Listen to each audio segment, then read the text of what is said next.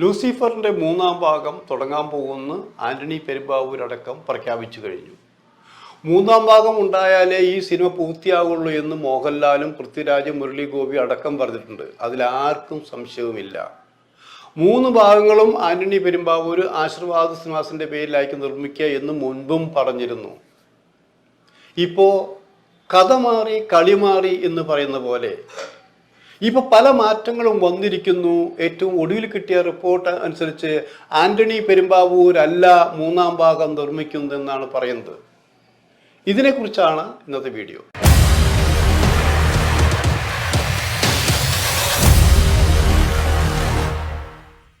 ഒരു സിനിമ അത് ലോക സിനിമയായാലും പല ഭാഗങ്ങളുണ്ടായിട്ട് ഒരു സിനിമയ്ക്ക് അപ്പോൾ ഒരു ഭാഗം 2 ഭാഗം 3 ഭാഗം 4 ഭാഗമൊക്കെ വരുമ്പോൾ അത് ഒന്നിനൊന്ന് മെച്ചപ്പെട്ട രീതിയിലാണ് നമ്മൾ ലോക സിനിമ കാണുമ്പോൾ നമുക്ക് മനസ്സിലാക്കാൻ പറ്റുന്നത്.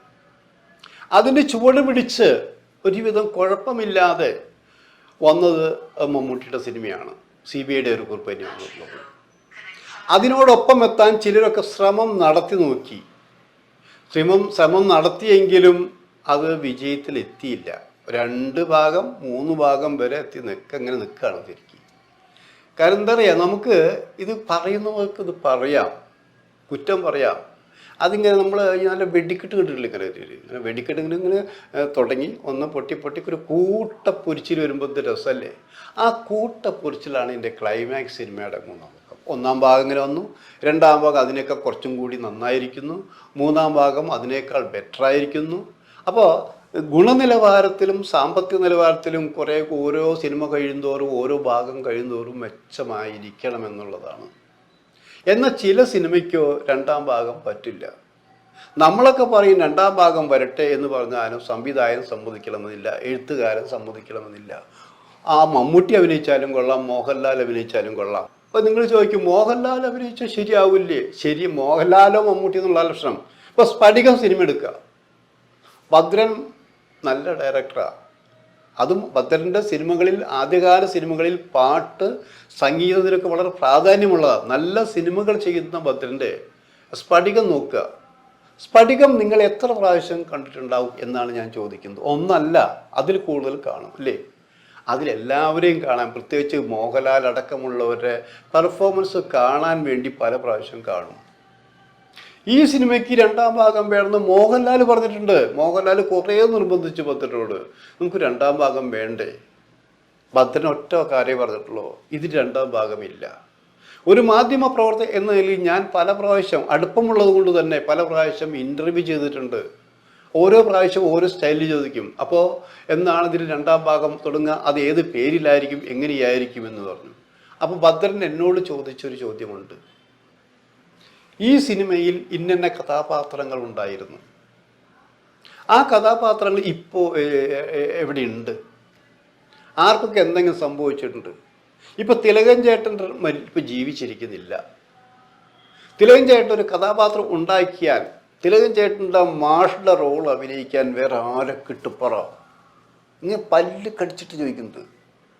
മോഹൻലാലും ഒക്കെ ഇപ്പോഴുണ്ട്. മറ്റേതോ നെടുമുടി വേളിയിലെടുക്കുമ്പോഴോ KPSC എടുക്കുമ്പോഴോ കരമനകരാണെന്നാലും ഇങ്ങനെ ഉർവശി എടുക്കുമ്പോഴോ ഇങ്ങനെ ഓരോരുത്തരെടുക്കുമ്പോഴും ഈ കഥാപാത്രങ്ങൾക്ക് പ്രാധാന്യമുണ്ട്. പക്ഷെ ചിലരുടെ കഥകളെല്ലാം 1-ാം ഭാഗത്ത് തന്നെ തീർന്നു പോയിരിക്കുന്നു. ആദ്യമുണ്ടായിരുന്ന ആ സുഖമൊന്നും 2-ാം ഭാഗത്തില്ല. സംവിധായകൻ എന്ന നിലയ്ക്ക് ഞാൻ 2-ാം ഭാഗം എടുക്കില്ല എന്ന് ഭദ്രൻ വളരെ വ്യക്തമായിട്ട് പറഞ്ഞിട്ടുണ്ട്. എന്നാൽ മറ്റു ചില സിനിമകളുണ്ട്, 2-ാം ഭാഗം ആയില്ലെങ്കിൽ എങ്ങനെയും കെട്ടി വലിച്ച് 2-ാം ഭാഗം ഉണ്ടാക്കി 3-ാം ഭാഗം ഉണ്ടാക്കാനുള്ള ശ്രമം നടത്തിയിട്ടുണ്ടായിരുന്നു. അതിൻ്റെയൊക്കെ പരാജയങ്ങളും അത്തരം സിനിമകൾക്ക് ഉണ്ടായിട്ടുണ്ട്. ഈ ലൂസിഫർ കഴിഞ്ഞു, കയ്യടിച്ചു. എമ്പുരാനെ കാത്തിരുന്നു നമ്മൾ, ഒരു ഉത്സവം വരാൻ പോകുന്ന പോലെ. നമ്മൾ ശരിയാണ്, ഓരോരുത്തരും ഓരോ ഫെസ്റ്റിവൽ വരുമ്പോൾ ആ ഉത്സവത്തിന് വേണ്ട ഒരുക്കങ്ങളോട് നമ്മൾ കാത്തിരിക്കുകയായിരുന്നു. വിഭവസമൃദ്ധമായ സദ്യ ഒരുക്കി, അതിനിത്ര ചെലവ് വരും, കാണാൻ വിറ്റും ഓണം ഉണ്ണെന്ന് പറഞ്ഞ പോലെ കുറേ കോടികൾ മുടക്കിക്കൊണ്ടാണ് എമ്പുരാൻ ഉണ്ടാക്കിയത്. ആ എമ്പുരാൻ വന്നപ്പോൾ വിവാദങ്ങളുണ്ടായി. വിവാദങ്ങൾ ഉണ്ടാകുമ്പോൾ എങ്ങനെയാണ് അത് എല്ലാവരും ഒരുമിച്ച് ഏറ്റെടുക്കുക എന്നുള്ളതാണ്. ഈ എമ്പുരാൻ്റെ കഥ അറിയാത്തവരാരെങ്കിലും ഉണ്ടോ? ആരെങ്കിലും ഒന്ന് പറഞ്ഞാൽ. ഇതിന് നിർമ്മാതാവ് എന്തായാലും അറിയാം, മോഹൻലാലിനറിയാം, സംവിധായകനറിയാം, എന്തിന് സഹ സംവിധായകർക്ക് പോലും അറിയാം, പിന്നെ ക്യാമറാമാൻ അറിയാം. ഇതിന് പ്രധാനപ്പെട്ട എല്ലാവർക്കും ഇതിൻ്റെ കഥ അറിയാം. തിരക്കഥയായി കഴിഞ്ഞാൽ ഇതൊക്കെ നോക്കും. ഇവർ കാണുന്ന പോലെ ഇവരെക്കാൾ സംവിധായകൻ്റെ ഒപ്പം തന്നെ പങ്ക് ഇതിൻ്റെ ക്യാമറമാനുണ്ട്. ഓരോ ഷോട്ടും ഓരോ എങ്കിളും എവിടെ വെക്കണം, എങ്ങനെ എടുക്കണം എന്ന് വളരെ വ്യക്തമായ ധാരണ ഉണ്ടാവണമെങ്കിൽ ക്യാമറമാന് സ്ക്രിപ്റ്റ് വായിച്ചേ പറ്റുള്ളൂ എന്ന് ആലോചിക്കണം.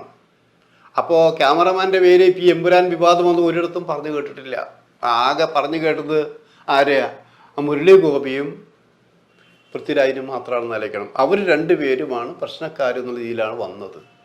അപ്പോൾ അവിടെ എന്ത് സംഭവിച്ചു നോക്കുന്നത്? ഈ സിനിമയുടെ നിർമ്മാതാക്കളുടെ ഭാഗം തന്നെ മാറിപ്പോയി. ലൈക്ക മാറി എന്നുള്ള വിഭാഗം തുടങ്ങി. പിന്നെ ഇപ്പോൾ കേരളത്തിലെ ഏറ്റവും വലിയ നിർമ്മാതാക്കൾ ഡിസ്ട്രിബ്യൂട്ടറൊക്കെ ആയ ഗോകുലം ഗോപാൽ രംഗത്ത് വന്നു. അതുകൊണ്ട് പറഞ്ഞ നിശ്ചിത സമയത്തിനുള്ളിൽ ഈ സിനിമ റിലീസ് ചെയ്തു. റിലീസ് ചെയ്തപ്പോൾ പ്രശ്നമുണ്ടായതാണോ അത് ഉണ്ടാക്കിയതാണോ ആ ചർച്ച വീണ്ടും ഇവിടെ നിൽക്കുകയാണ്. ഇപ്പോൾ അങ്ങനെ വന്നപ്പോൾ ഇവർ അത് ചെയ്ത് ശരിയായത് കുറ്റബോധം തോന്നി. ഇവർ തന്നെ അത് എഡിറ്റ് ചെയ്തു. ഇവിടെ കേരളത്തിൽ മാത്രമല്ല എഡിറ്റ് ചെയ്ത്, അത് ഹൈദരാബാദ് സ്റ്റുഡിയോയിലാണ് എഡിറ്റ് ചെയ്ത് ചില കാര്യങ്ങൾ വിവാദപരമെന്ന് തോന്നാവുന്ന ചില കാര്യങ്ങൾ അവർ എഡിറ്റ് ചെയ്ത് 24 കട്ട് എന്നൊക്കെ പറഞ്ഞപ്പോൾ എല്ലാവരും അന്താളിച്ചു. 24 വെട്ടിക്കളഞ്ഞോ? ഓഹോ, അപ്പോൾ ഇതിലൊന്നും ഉണ്ടാവില്ല അല്ലേന്ന്. 24 കെട്ടെന്ന് പറഞ്ഞാൽ സിനിമയ്ക്ക് ദോഷം വരാവുന്ന ഒന്നും കട്ട് ചെയ്തിട്ടില്ല എന്ന് മനസ്സിലായത്. അങ്ങനെയുള്ളൊരു സിനിമയ്ക്ക് വിവാദങ്ങൾ ഉണ്ടായി, അവിടെ ഒറ്റപ്പെട്ടു പോയി. അവസാനം പൃഥ്വിരാജും ഒറ്റപ്പെട്ട് ആകം വയ്യുമ്പോൾ അദ്ദേഹത്തിൻ്റെ വൈഫ്, അദ്ദേഹത്തിൻ്റെ അമ്മ രംഗത്തിറങ്ങേണ്ടി വന്നു. സിനിമാ സംഘടനകൾ ആലോചിക്കണം. ഇപ്പം നിർമ്മാതാക്കളുടെ സംഘടന വന്നില്ല, വിതരണക്കാരുടെ സംഘടന വന്നില്ല, തിയേറ്റർ ഉടമകളുടെ സംഘടന വന്നില്ല സപ്പോർട്ട് ചെയ്യാൻ. കാരണം ഈ സിനിമ കൊണ്ട് രക്ഷപ്പെട്ടവർ ഒരു വിഭാഗം തിയേറ്റർ ഉടമകളാണെന്ന് ആലോചിക്കണം. അവരാണ് ഇതിൻ്റെ ലാഭം ഒരുവിധം അവരെ നഷ്ടമാണ് നയിക്കുന്നത്. അവർ ഈ സിനിമയ്ക്ക് പ്രൊട്ടക്റ്റ് ചെയ്യാവുന്ന രീതിയിലോ പൃഥ്വിരാജിനെ സംരക്ഷിക്കാവുന്ന രീതിയിലോ ഒന്നും പറഞ്ഞില്ല. എല്ലാവർക്കും പേടിയായിരുന്നു. അപ്പം ഇനി അങ്ങനെ വരുമ്പോൾ ആൻ്റണിയും മോഹൻലാലും അടക്കമുള്ളവർ ഇവർക്ക് സപ്പോർട്ട് പോലെ അവരാണ് മാപ്പ് പറഞ്ഞത്. അങ്ങനെയുള്ള ആ അവസരത്തിൽ ഒരു മൂന്നാം ഭാഗം ആര് നിർമ്മിക്കും? മൂന്നാം ഭാഗത്തിൻ്റെ കഥ ഇവർക്ക് അറിയാമായിരിക്കുമല്ലോ. അപ്പോൾ മൂന്നാം ഭാഗം നിർമ്മിച്ചിട്ട് അതിൽ വിവാദങ്ങൾ ഉണ്ടായാൽ ഇതിനേക്കാൾ ശക്തമായ തീർച്ചയായിട്ടും മൂന്നാം ഭാഗം കുറേയും കൂടി ശക്തമായിരിക്കും. കാരണം അവർ പറയുന്ന രീതി അനുസരിച്ച് മൂന്നാം ഭാഗമാണ് ഈ സിനിമയുടെ ക്ലൈമാക്സ്. ആ ക്ലൈമാക്സിലേക്ക് പോകുമ്പോൾ ഇങ്ങനെ തീരെ ലാഗില്ലാതെ നമ്മൾ വളരെ ആകാംക്ഷയോടെ ഇരുന്ന് കാണാവുന്ന തരത്തിലാണ് ആ സിനിമ. ഞങ്ങളെ പോലും അവർ സ്ക്രിപ്റ്റ് പല പ്രാവശ്യം എഴുതി എഡിറ്റ് ചെയ്തിട്ട് മുരളി ഗോപി ഇനി കുറേയും കൂടിയും ഉഷാറോടുകൂടി അവർ തിരിച്ചു വരിക. അങ്ങനെ വരുമ്പോൾ ഈ സിനിമ ആര് നിർമ്മിക്കും? ആൻ്റണി പെരുമ്പാവൂർ പറയുന്ന പോലെ മൂന്നാം ഭാഗവും ഞങ്ങൾ ആശീർവാദ് നിർമ്മിക്കും എന്ന് പറഞ്ഞിട്ടുണ്ടെങ്കിലും അല്ല എന്നാണ് ഞങ്ങൾക്ക് ഒടുവിൽ കിട്ടിയൊരു റിപ്പോർട്ട്. അതിന് കാരണങ്ങൾ ഇതാണ്, വെറുതെ പറയുന്നതല്ല. ആൻ്റണി പെരുമ്പാവൂരിൻ്റെ ബാനർ ശക്തമായ ബാനറാണ്, കേരളത്തിലെ നമ്പർ ബാനറാണ്. അവർ നിർമ്മിച്ചാലാണ് ഇപ്പോൾ 200 കോടി വന്നു എന്ന് പറയുമ്പോൾ, അല്ലെങ്കിൽ 150 കോടി വന്നു എന്ന് പറയുമ്പോൾ അതിന് കൊണ്ടു നടക്കാൻ അവർക്ക് കപ്പാസിറ്റി ഉണ്ടായിട്ടുള്ളൂ. അപ്പോൾ ആൻ്റണി പെരുമ്പാവൂരല്ല എന്ന് പറയുമ്പോൾ പിന്നെ ആര്?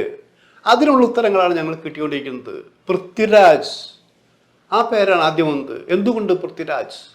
പൃഥ്വിരാജിൻ്റെ ബാനർ വൈഫിൻ്റെ പേരിലാണ്. വൈഫാണ് നിർമ്മാതാവ് സുപ്രിയ ആയിരിക്കും ഈ സിനിമയുടെ മൂന്നാം ഭാഗം നിർമ്മിക്കുന്നത് എന്ന് പറഞ്ഞു. അങ്ങനെ വരുമ്പോൾ ഇതിൽ എന്തെന്ത് പ്രശ്നങ്ങളുണ്ടായാലും അത് ഡിവൈഡ് ചെയ്യേണ്ട ആവശ്യമില്ല.